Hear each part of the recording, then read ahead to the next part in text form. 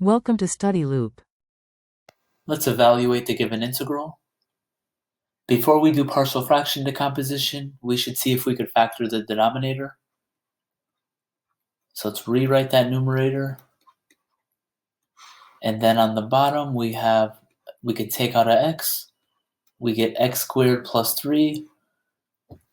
We still have a quadratic down here. So we'd like to know whether or not that can be factored, because if it can be factored, it must be factored before we do partial fractions. So here we look at the discriminant, b squared minus 4ac, where these are coming from the coefficients of your polynomial. In our case, we see a is 1. There's no x term, so b has to be 0. And then we see c is 3. So plugging this in, we have 0 squared minus 4 times 1 times 3. That's definitely less than 0. So this will tell us that this quadratic does not factor. So let me come up here to write the next part. When we do the partial fraction decomposition, for the x, it's not repeated. It's a linear factor. So that gives us a over x. And then for the next term, we have a quadratic, doesn't factor.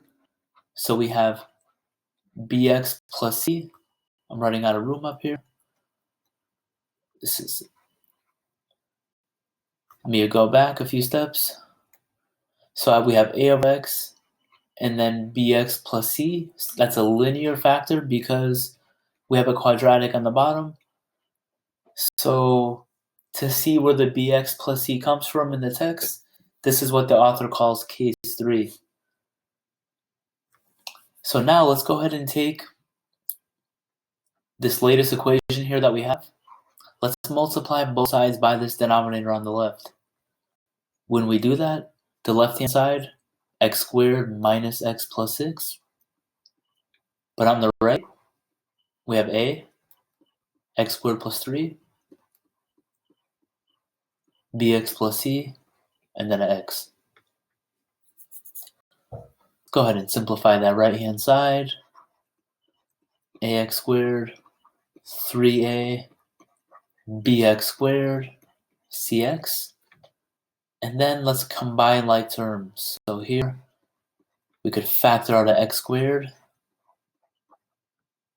We have then cx plus 3a. And then we compare coefficients. On the left-hand side, the coefficient in front of the x squared is just a 1. So that tells us that a plus b has to equal 1.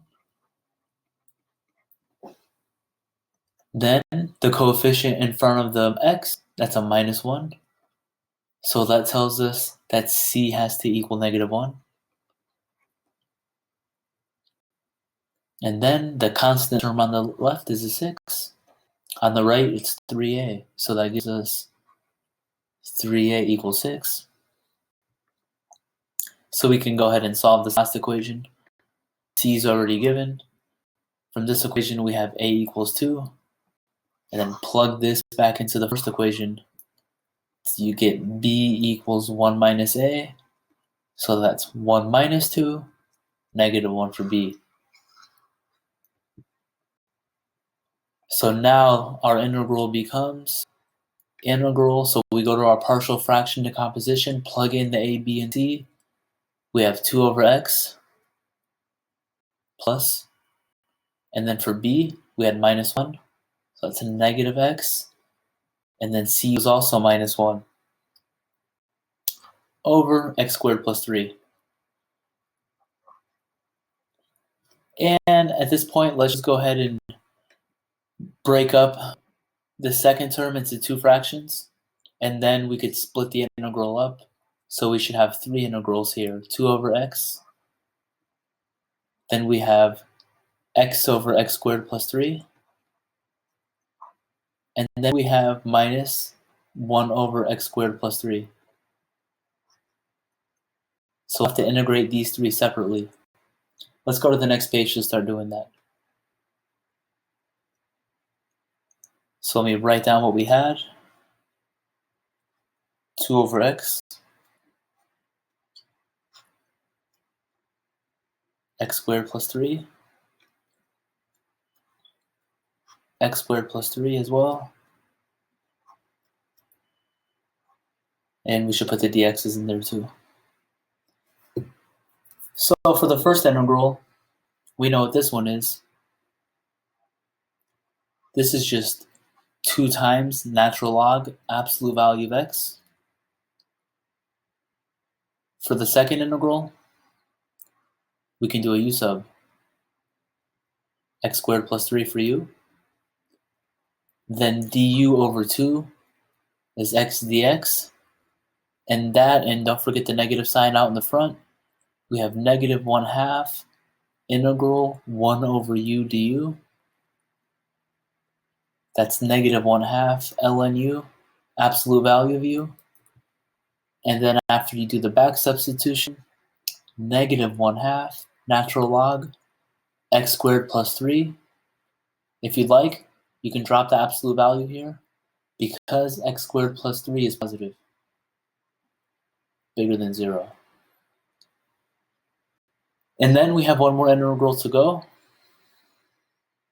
And also, this one has a negative sign out in the front. So for this integral, we should go ahead and do a trig sub. Or if you have memorized this from the tables, it'll involve inverse trig functions. Otherwise, we can go to the trig sub. X equals root 3 tan theta dx root 3 secant squared. And let's go ahead and plug those in. We have dx up top. On the bottom, x squared. So that's 3 tan squared. And then plus 3. Let's go ahead and factor out that 3.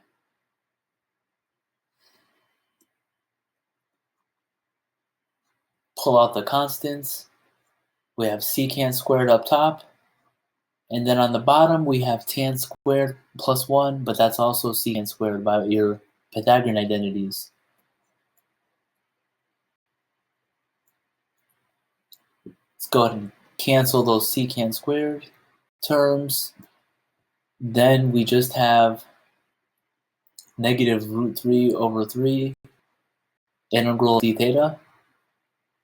That's just negative root 3 over 3 of theta.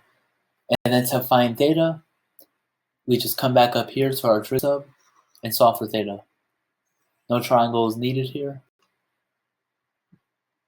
Tan theta equals x over root 3. Take arctan on both sides.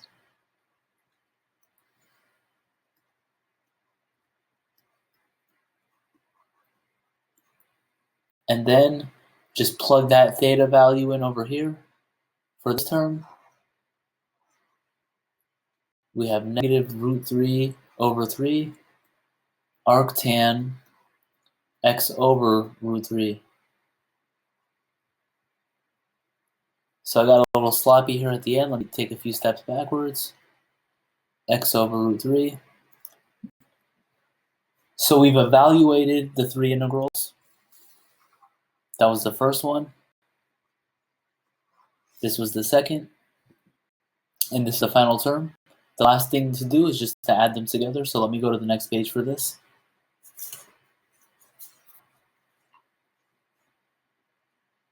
So we have 2 natural log absolute value x minus 1/2 ln x squared plus 3.